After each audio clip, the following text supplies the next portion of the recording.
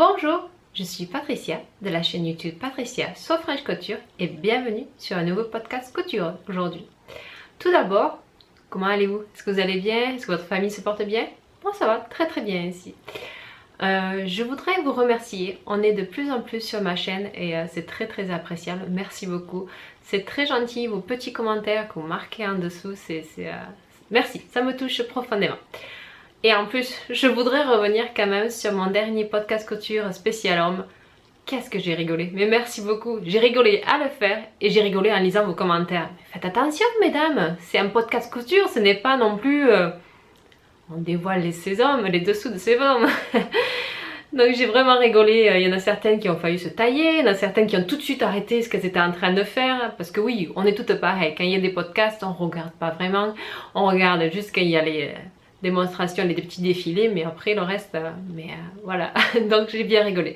Je remercie, je vous remets un lien au-dessus pour celles qui ne l'ont pas vu, le podcast spécial homme. Et puis on commence tout de suite par aujourd'hui les petites cousettes. Tout d'abord, qu'est-ce que je porte? Donc je porte une robe Burda, qui vient du Burda, c'était un spécial Easy, hors série Easy, de automne-hiver 2017. Donc c'était celui-ci. Et c'est exactement cette robe ici que j'ai faite, qui est en première page. Je vous la montre et puis je vous explique les petites modifications que j'ai faites. Donc c'est celle-ci, donc avec une taille qui était élastiquée, des manches 3/4. Moi je l'ai allongée, je sais pas si je peux reculer. J'ai l'allongée pour l'avoir au-dessus de genou, parce que je sais bien la longueur que j'aime bien. Donc c'est un tulle très souple, très fin, avec cette petite broderie qui a été rajoutée par-dessus. Un petit poil là de toutes les couleurs. À la base j'avais acheté ce tissu là pour faire un pull. Et quand j'ai vu ce patron là, que ce magasin qui était arrivé, je me suis dit ah ben tiens, ça serait sympathique en fait en robe. Donc je l'ai fait en robe et donc c'est pour ça qu'en fait au niveau des manches je ne l'ai pas doublé, parce qu'à la base ce tissu noir ici c'est un jersey que j'avais pris pour doubler, pour pas voir à travers mon pull en fait. Donc je voulais juste faire un pull, mais là vu que je voulais faire une robe, donc je l'ai mis que sur la partie de devant et là je l'ai fait sans doubler et je trouve que ça rend assez bien. Je suis assez contente du résultat. La petite chose que je n'ai pas su quoi faire ou quoi reprendre, donc ça fait peut-être un an, oui ça fait un an maintenant que je l'ai faite cette robe. Je l'ai très souvent portée, je la trouve tellement agréable que je la porte très souvent. C'était au niveau d'ici, vous voyez là mes ourlets, j'ai fait un rouleté à la surjeteuse. Je trouve que c'est pas parfait, ça gondole, j'aurais dû peut-être faire un ourlet étroit à la machine à coudre. Je sais pas trop, mais bon, c'est vraiment, si on regarde dans les détails, c'est plus ici le problème. Après le reste, j'en suis bien contente. La modification aussi que j'ai fait, donc je l'ai fait en taille 36, ça allait de la taille 34 à 44. Moi je l'ai fait en taille 36, comme d'habitude chez Burda, je fais toujours des 36. J'ai pas ajusté, normalement j'ajuste quand je fais des robes au niveau des hanches, là j'ai pas ajusté, j'ai laissé comme ça. Je me suis dit avec la taille ceinturée ça irait. J'ai cousu ici au niveau des épaules en fait, parce que je vous montre, et donc il y avait différentes versions, il y avait des versions t-shirt aussi, et vous voyez là les épaules elles sont vachement tombantes, et moi je voulais pas qu'on me voit mes bretelles de soutien-gorge et que ça me tombe tout le temps, que je suis toujours en train de le remonter. Donc j'ai cousu tout simplement ici au niveau des épaules pour que ça me fasse une encouleur quand même assez ouverte mais sans trop, et donc j'ai fait une couture ici par dessus. Pour les deux parties de l'avant et de l'arrière, j'ai fait une couture ici au niveau des épaules de chaque côté pour éviter de se tomber et que ça reste en place en gros. Mais c'est vrai que c'est très rapide à faire, très simple à faire. Je n'ai pas mis non plus les poches, il y avait des poches, je voulais pas rajouter, moi déjà qu'il y ait des hanches, je ne veux pas rajouter niveau d'autres tissus au niveau de mes hanches. Donc je n'ai pas rajouté les poches. Les poches je les ai enlevées. Donc voilà pour la tenue du jour. Donc je vais vous présenter aujourd'hui un patron que j'ai acheté quand il y avait tout le monde qui parlait de ces patrons Burda russes à des prix défiant toute concurrence. Donc c'est vrai que j'ai acheté je crois 6 patrons pour 2,50 €. Donc ça valait vraiment le coup. Il y en avait un que c'était un patron pochette et puis les autres c'était d'autres patrons qui étaient déjà dans des Burda, des anciens Burda. Donc celui-ci que je vais vous présenter aujourd'hui c'était un Burda, c'était celui avec les mois d'avril 2017. Donc c'est une combinaison pantalon. Je vous montre le schéma technique. C'est celui-ci. Donc c'est un russe. Oui c'est un russe. Le patron quand vous l'imprimez, donc il y a, j'avais marqué quand même 48 pages. Moi qui adore les PDF. Il y a 48 pages à imprimer, à scotcher et à découper. Ça va de la taille 36 à 44. Moi j'ai fait la taille 36 pour en haut et j'ai été partie sur un 40 mais je l'ai rediminué en 38 pour en bas parce que c'était quand même un pantalon assez large. Pour lire, parce que moi je sais pas si vous savez lire le russe mais moi pas du tout. Donc parce qu'en plus c'est des lettres, c'est assez, c'est vraiment sur votre clavier, vous n'avez pas ces lettres là quoi. C'est à part les chiffres qu'on arrive très bien à lire, donc ça va, mais après dès qu'il se passe en lettres, ça ne marche pas. Ce que j'ai fait, j'ai trouvé sur internet un site internet qui s'appelle translate.yandex.com. Et puis je vais vous mettre une petite vidéo en même temps que je parle. Donc en fait c'est un site internet, ce qui est bien c'est que vous prenez une photo directement de ce que vous avez ici. Et puis après vous admettez la photo directement sur le site et il vous le traduit. Donc vous choisissez donc du russe au français, donc il vous traduit du russe au français directement. Donc vous avez vraiment la traduction qui se passe directement sur votre écran de votre ordinateur. Par contre faites bien attention quand vous prenez la photo, moi j'ai été les découper, les encadrer pour que l'encadrement se fasse un peu mieux, pour pas que vous ayez les petits sur les côtés quoi, que les colonnes que vous prenez en photo, que ce soit que la colonne et pas les autres mots à côté, sinon il vous traduit tout quoi. C'est pas très intelligent non plus comme site internet, mais c'est gratuit donc c'est vrai que ça aide. Après la traduction, faut vraiment lire un peu entre les lignes, donc c'est du burda avancé burda langage en gros. Donc c'est vrai qu'il faut donc c'est vrai quand il parle du buste ou des choses comme ça, il faut vraiment prendre les morceaux pour se faire sa propre phrase à nous. Donc c'est vrai que ça nous aide. Moi ce qui m'intéressait beaucoup c'est savoir si les marges de couture étaient comprises ou pas. Donc elles n'étaient pas comprises. Moi j'ai rajouté 1,5 cm pour les marges de couture tout autour. En général je prends 1 cm parce que je sais que ça va bien, mais là c'est la première fois que je fais une combinaison, je voulais un petit peu avoir de l'aisance. Et après pour en bas, combien au niveau des ourlets, savoir si qu'est-ce que vous devez faire. Après pour découper les pièces, quelle pièce c'est quelle pièce, si vous en fassiez en doublure ou pas. Donc c'est vrai que c'est par rapport à ça. Après moi j'ai pas trop suivi à part la montage des poches italiennes. Donc j'ai suivi par rapport à ça. C'est un peu compliqué si vous voulez vraiment des détails, savoir comment ça a été cousu ça ou ça. Même la traduction c'est un peu dur. J'ai moi un livre de couture que j'ai acheté il y a très longtemps, je l'ai pas là, je vous mettrai une photo, c'est vrai que c'est un très vieux livre qui vous indique comment monter des poches italiennes. Donc c'est vrai que regardez les détails de votre patron et puis vous dites ah là il y a une poche italienne, donc du coup pour faire le montage on fait comme ça. Plutôt que de lire là ça, même si vous le traduisez, c'est un peu perturbant. Mais sinon je m'en suis sortie donc j'en suis très heureuse. J'ai pas trop galéré, j'ai un peu réfléchi à l'avance comment j'allais faire. Après moi j'ai énormément changé parce que je voulais mon style à moi, bien sûr quand on fait de la couture c'est le plaisir d'avoir son propre vêtement sans que tout le monde ait le même. Et je voulais une combinaison noire et blanche. Donc du coup c'est vrai que je suis partie donc sur un tissu noir qui est un coton de Jersey qui est satiné. Je suis partie sur ça. Pour le blanc, c'est des chutes de tissu. Je m'en souviens rappelé du tutu de ma fille que je lui avais réalisé. Donc pour le blanc, je suis par rapport à ça. Pour l'entoilage, donc c'est un toilage. Faites attention à l'entoilage quand vous prenez du tissu qui est stretch. Prenez un entoilage qui s'étire bien aussi, qui est fait exprès pour ça. Et après, pour la fermeture, il demandait une fermeture invisible. J'avais commencé à mettre la fermeture invisible. Je trouvais pas que ça allait bien. Et donc du coup, j'ai fait une fermeture normale. Ça va de la taille donc 36 à 44, moi j'ai fait un 36. Burda, on se plaint beaucoup comme quoi Burda taille très large, mais je pense que c'est leur style, parce que c'est vrai que quand je vais vous mettre la photo qu'il y avait par rapport à ce patron là, on voit bien que ce n'est pas du tout ajusté. Et c'est vrai que la plupart de leurs patrons ne sont pas ajustés. C'est vraiment, ils ont une façon de s'habiller, de faire des patrons qui sont plus larges que ce que nous, moi personnellement, j'aime bien que les choses soient ajustées, que ça montre un peu plus mes formes. Et je pense pas que Burda, ils ont cette mentalité là. Quand j'ai rencontré mon copain, il portait toujours des t-shirts super larges et tout ça. Je me suis dit, t'as un super torse là, montre-le un peu. Et c'est vrai que c'était sa façon à lui de s'habiller. Et je pense que Burda, c'est un peu la même façon. Ils ont une façon de faire, une façon de patronner qui est plus large, pour avoir une aisance vachement plus large que je pense que les 3/4 des gens, vous et moi, qu'on aime bien plus quelque chose d'ajusté.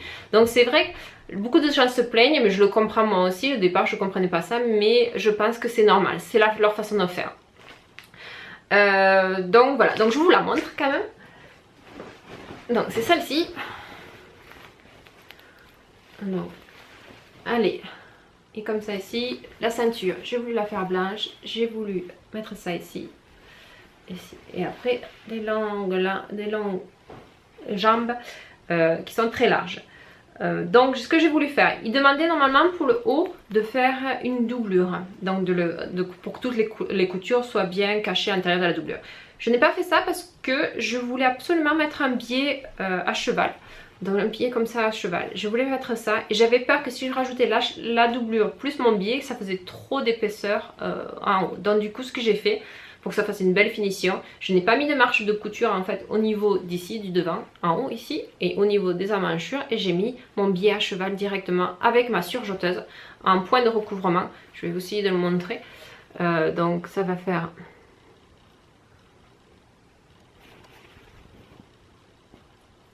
Ici.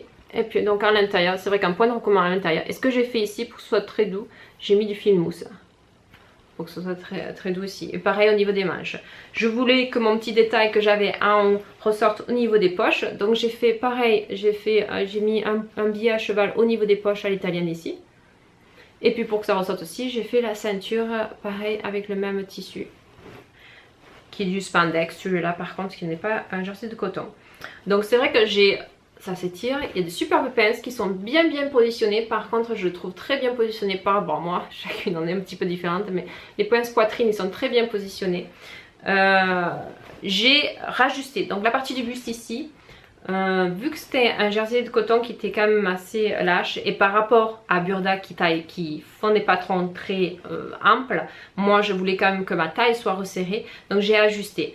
Je trouvais que les coutures de côté tombaient au bon endroit. Et par contre, je trouvais qu'à l'arrière, j'avais un petit peu trop d'aisance. Donc j'ai enlevé 3 cm sur chaque pan de l'arrière ici. Après, j'ai monté ma fermeture éclair normalement. Ici. J'ai mis un petit crochet, vous savez les petits crochets comme les crochets de soutien-gorge là, pour finir en haut de ma fermeture, pour que ce soit bien fermé quand je la ferme, que ça reste bien à plat comme ça. Donc j'ai fait ma fermeture qui était voyante. Je ne voulais pas de mettre fermeture invisible parce que je trouvais que justement, vu que je voulais que ce soit ajusté, le tissu stretch tirait et ça tirait sur ma fermeture invisible et je trouvais qu'on la voyait en gros. Donc ça faisait pas super joli, donc je me suis dit autant la voir, autant mettre une fermeture qui se voit et que ça fasse propre par rapport à ça. À l'arrière, donc au niveau des pantalons, ils vont faire des franges, tout simplement. Ils vous disent à l'intérieur donc la grandeur par rapport à vos franges. Mais c'est vrai que même si vous ne comprenez pas, c'est pas bien grave. Il suffit de diminuer par rapport au haut de votre buste, que ce soit le milieu ici, que ce soit la même longueur ici, que vous mettez vos franges, vous tirez plus ou moins. Et à l'avant, ils vous font faire des plis. Et pareil, moi j'ai ressorti mon livre de couture que j'ai pour les plis, pour savoir dans quel sens je vais, parce que j'ai encore du mal à savoir si je dois les mettre dans un sens ou dans l'autre. Donc c'est vrai que c'est des super plis, moi je les trouve. C'est pas des plis creux, c'est l'inverse des plis creux en fait. Et donc il y a des plis à l'avant. Et après ça part très droit jusqu'en bas. Et un nœud roulé que j'ai fait au point de recouvrement sur le bas. Donc, tout simple, un nœud roulé ici. Pour faire le relais, je trouve que ça s'est bien passé. Et j'ai utilisé, vous savez, le scotch double face là. Donc vous le mettez d'un côté. Vous le repassez si vous voulez que ce soit permanent. Et après vous retournez votre tissu. Et comme ça, quand vous allez à votre recouvreuse... Je mets quand même des pinces pour m'aider pour être sûr que ça ne s'enlève pas, mais au moins vous passez et donc votre tissu reste bien à l'intérieur de votre point de recouvrement, ça ne ressort pas et donc du coup vous avez bien votre tissu ici, le point de recouvrement et là vous n'avez pas de tissu qui ressorte. Donc ça, je trouve ça, ce scotch, je l'aime beaucoup. Les choses, si je devais la refaire, que je modifierais, c'est il me manque bien 2 cm. Alors j'ai jamais fait de combinaison, je peux pas comparer avec d'autres combinaisons, c'est la première que je fais. Il me manque quand même bien 2 cm au niveau du buste, donc c'est vrai que ça tire un peu quoi. J'ai pas assez, il n'y a pas assez de longueur par rapport au niveau du buste et c'est vrai que là si je le rajouterais je le ferai. Moi j'aime bien porter talons aiguilles, des 10-12 cm talons aiguilles, c'est quelque chose que j'aime bien. Et donc du coup quand j'ai copié le patron, je me suis dit bon je vais quand même rajouter, ils disent que 2 cm au niveau de le relais, je vais rajouter 4 cm, je vais rajouter un autre 2 cm par rapport à ce qu'ils préconisent. Non, j'aurais pas dû.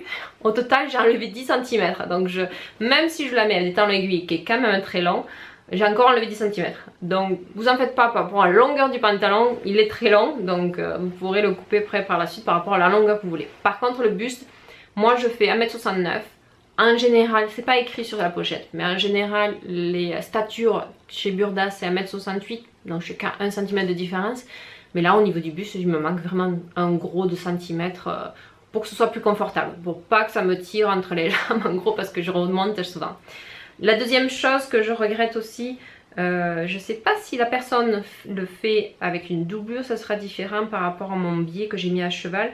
Mais c'est vrai que j'aimerais rajouter ici, j'aimerais rajouter un élastique peut-être. J'aurais dû mettre de la laminette ou parce que je trouve que c'est un peu lâche et que ça ne revient pas au bon endroit. Donc je vous laisse avec la petite vidéo et je vous retrouve tout de suite après.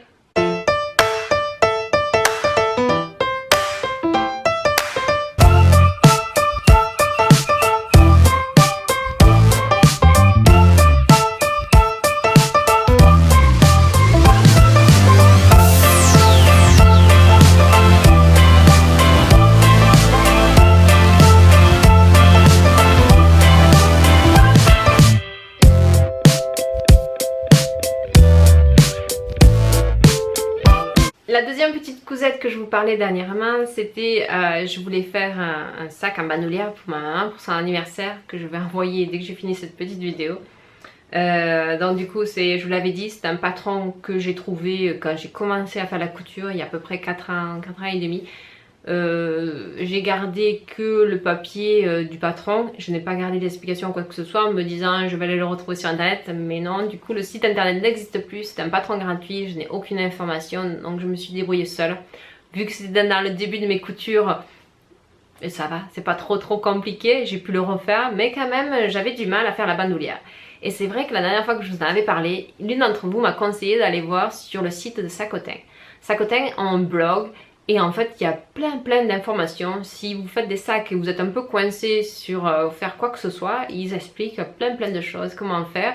Et puis vous avez le choix. Donc vous n'êtes pas limité, bon il n'y a que ça, j'ai pas le choix, mais même moi ça me plaît pas cette façon-là, il y a autre chose. Il y a plein d'articles, donc j'ai trouvé ça très bien. Merci beaucoup pour celle qui me l'a conseillé.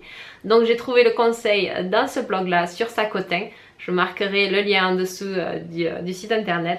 Donc j'ai fait la bandoulière comme ils expliquaient. Très simple à faire. Donc moi c'est du simili-cuir. Et après du tissu, je voulais faire ça, je voulais faire une bandoulière comme ça. Et c'est vrai qu'ils expliquent, parce que le simili-cuir c'est quand même assez dur. Donc je me posais la question comment le retourner. Et c'est vrai que c'est vraiment bien. Donc ils vous font un côté simili-cuir, un côté tissu. Et ce qu'ils font faire, c'est que vous mettez un ruban, ou moi j'ai pris des anciens lacets de chaussures que j'ai cousus en fait, quand vous avez donc fait endroit contre endroit. Et puis à l'intérieur, vous mettez le lacet. Moi j'ai mis un lacet que j'ai cousu en fait, que c'est très fort au moins, c'est très solide. Et puis après vous tirez pour le retourner. Et là vous le retournez entièrement et ça s'est super bien passé. Et après j'ai fait une surpiqûre pour que ça reste bien à plat. Donc je suis très contente de ma bandoulière. Que j'ai après cousu, donc je vous l'avais montré déjà plus ou moins la dernière fois. Donc c'est du simili-cuir et puis à l'intérieur c'est pareil, j'ai utilisé le même tissu. Je l'ai entièrement donc doublé avec des chutes de tissu, je sais pas si vous le reconnaissez, des différents projets précédents avec une fermeture ici en haut. Je le trouvais un peu fade comme sac. Et c'est vrai qu'avant de le commencer, j'avais fait plusieurs essayages avec ma machine à coudre qui fait quelques points de broderie. C'est pas non plus une brodeuse, mais par contre c'est vrai que je le referai si je veux faire des projets avec ce simili-cuir. Donc je vous montre les petits essais que j'ai fait et c'est vrai que ça rend super bien en fait. Donc c'est vrai que mais je savais pas trop où le positionner, comment faire, mais je me suis juste amusée avec ma machine à coudre qui fait quelques points de broderie, mais je crois que ça ressortait assez bien. Donc peut-être qu'un jour j'en ferai des petites broderies sur ce tissu là. Et donc du coup, mais je l'ai fait après par la suite. Je me suis dit c'est vraiment un peu fade si je vous laisse comme ça. Donc avec ma Scan & Cut que j'ai ici, je me suis amusée à lui faire une petite décoration en fait. Et pareil avec le tissu du tutu, les chutes de tissu du tutu de ma fille. Donc j'ai découpé directement dans le tissu. Et j'ai découpé cette jolie rose. Et après pour le coller, ah tiens je vais vous le remontrer au cas où. Pour le coller, j'ai utilisé la colle E6000. ça je voulais leur montrer. J'en ai presque plus, donc c'est celle-ci, elle est grise comme ça et en fait c'est E6000. Et c'est une colle qui tient très bien au lavage, j'en ai déjà utilisé sur plusieurs projets précédemment. Par contre ça sèche très très vite, donc pour le coller ça a été un peu petit à petit, comme morceau par morceau, branche par branche, donc ça prend pas mal de temps à le coller. J'ai collé en plus avec cette colle là, la E6000, tous les strass que vous pouvez voir ici dessus. J'ai pu coller ça directement et puis et c'est vrai que ça tient bien, c'est bien, même si vous lavez ou quoi que ce soit. Je pense pas qu'elle aille le laver, mais moi j'aime beaucoup cette colle là. Ça prend du temps, ça sèche très vite, ça fait d'énormes fils de spaghettis ou de fromage ou de gruyère, comme ce que vous voulez. C'est pas facile à gérer cette colle là, mais c'est après une fois que vous l'avez, vous disiez bon tant pis, j'ai énormément de pertes, oui ça c'est sûr, parce que dès que ça sèche il faut en ressortir de votre tube pour pouvoir l'utiliser, donc c'est vrai que ça prend un peu de temps. J'ai eu des petites difficultés par rapport à ma machine à coudre, pourtant c'est quand même une belle machine à coudre, mais les épaisseurs entre les tissus, j'ai quand même thermocollé donc mon tissu coton en dessous pour que ça fasse une belle tenue. Là ici c'est pas super joli, j'ai eu un petit peu de mal. Pourtant ici vous voyez là ça a été un peu mieux, mais là c'est vrai que j'ai fait donc un point triple pour tout ce qui est sur pécure. J'ai fait par rapport à ce sac, j'ai fait un point triple. Mais après voilà, petite pochette très simple à faire, superbe à réaliser. Vous mettez un petit déco que vous coupez avec votre machine de découpe directement et vous collez. Moi je trouve ça super sympa, c'est un petit peu original, c'est différent. Donc voilà, qu'est-ce que je suis en train de coudre en ce moment. Donc vous pouvez le voir derrière moi. Même si ici je m'en vante parce que je sais que vous avez une vague de froid, pas nous ici, il nous fait 25 degrés en ce moment, 25 à 28 degrés en ce moment, donc on en profite avant que l'hiver arrive. Je suis en train de me faire une petite veste ici. Donc je l'ai découpée tout hier soir et là il faut que je l'assemble. Donc c'est la grosse réflexion, quel point utiliser, savoir qu'est-ce que je dois faire, qu'est-ce que je dois pas faire, comment ça va rendre. Donc j'ai des essayages à faire sur des chutes de tissu avant de la réaliser. Donc voilà, c'est tout pour aujourd'hui. J'espère que vous avez passé un bon moment et je vous retrouve très vite à une nouvelle couture. À très bientôt. Bisous.